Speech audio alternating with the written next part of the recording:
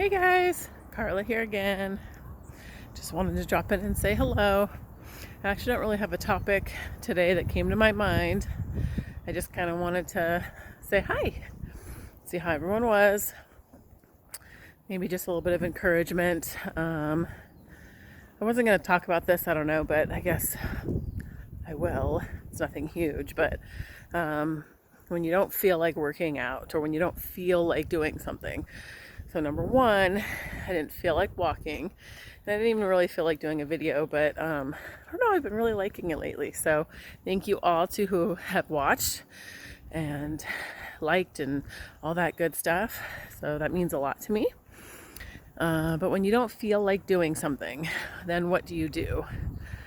So I oftentimes, more times than not, don't feel like doing my workouts, don't feel like doing prep cook, don't feel like always choosing the healthier option. You know, it could go on, and we could relate this to anything. We don't feel like doing laundry, we don't feel like doing this, but what do we say in those moments? Like, you know, if we don't do our laundry, we wear dirty underwear, right? That's gross. So if I don't do this, then what happens? You know, and that's kind of my go-to now, is I really just think through the process. If I don't make this meal, then what's going to happen? You know, for me, I don't get a long lunch at work. I only work part-time, so I usually only take 15 minutes to 30 minutes for my lunch. So I don't actually really have an option to go get something, which is good. But I guess I could probably put something, I don't know, microwavable, whatever, you know, in my lunch. And see, I don't even think that way. I don't even literally know the unhealthy choice right now, because I'm so in the habit of just overcooking my dinners, or even making a sandwich and a salad, whatever it is. I just now cook more than necessary, and I use those leftovers for my lunch. And I pack them the night before. I put them all in containers, and then I just bring it to work and microwave it, and it's super easy. And it's just habit. I don't think about it anymore. And working out, I am doing a challenge in that, this is what I wanted to talk about. Yesterday I mentioned that there was another kind of program that I did, and I was going to talk about it, and I didn't talk about it yesterday. So today I will. It is called 75 Hard. And so last year, it was around October, for 2.5 months, and then I'm doing it a second time. It's called 75 Hard. Andy Frisella, I will drop links in the comments, is the one that created it. And it is a program, not really a challenge, because it is a lifestyle, and it is something to kick your butt into gear. And I do Weight Watchers. I think everyone knows that. But just like a lot of things, we kind of get off track or stop doing the things we should be on the plan or whatever.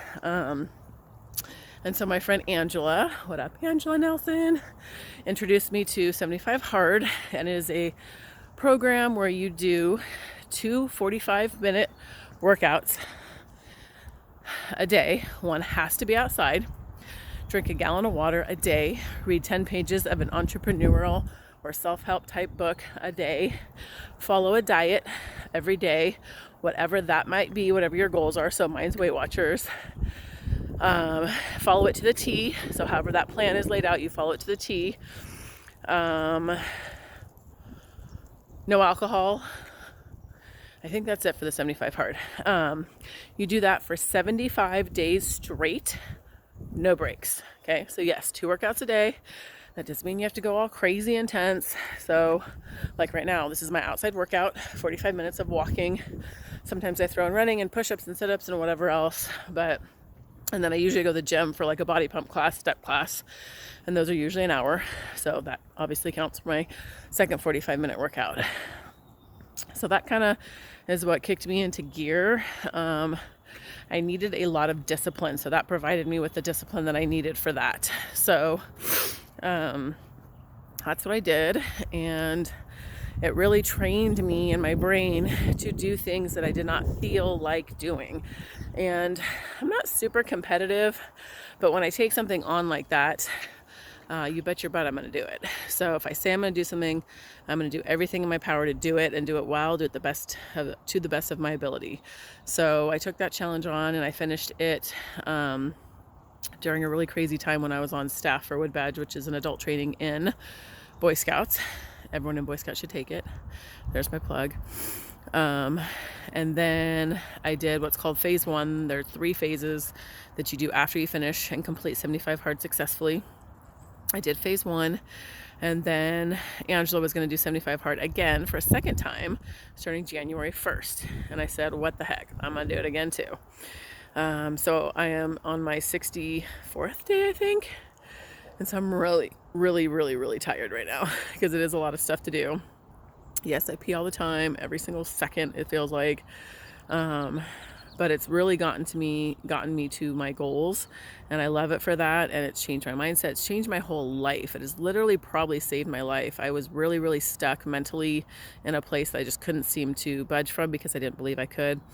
And so reading these books, doing these challenges, doing the things in the program, I should say, that are challenging to me, has really pushed me past a point that I didn't believe that I could get to. And so doing things, getting out and doing something builds confidence and belief in yourself. So now I have more confidence, more belief in myself, a whole new mindset.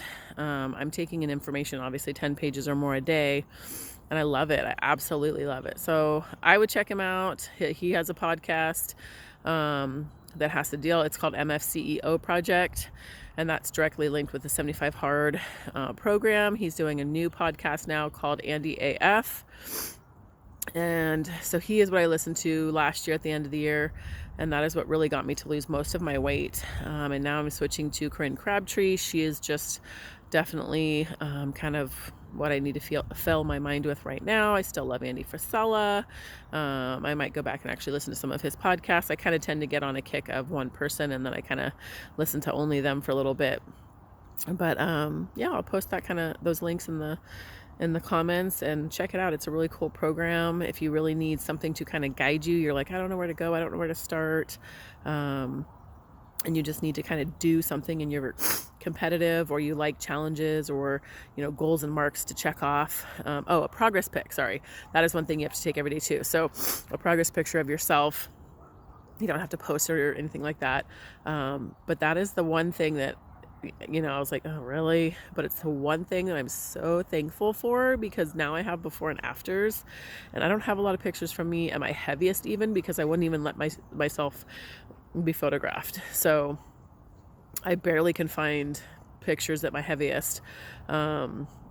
So I actually like that part of it now, just because I like to visually see the progress, especially when you get into maybe a ton of pounds don't just fly off. You can see the progress in your pictures. You can see the toning, you can see the muscle, you can see everything. And it's awesome to look at that and just to be like, wow, like that's really amazing. So I like that part for myself personally, to have before and after. So I have pictures.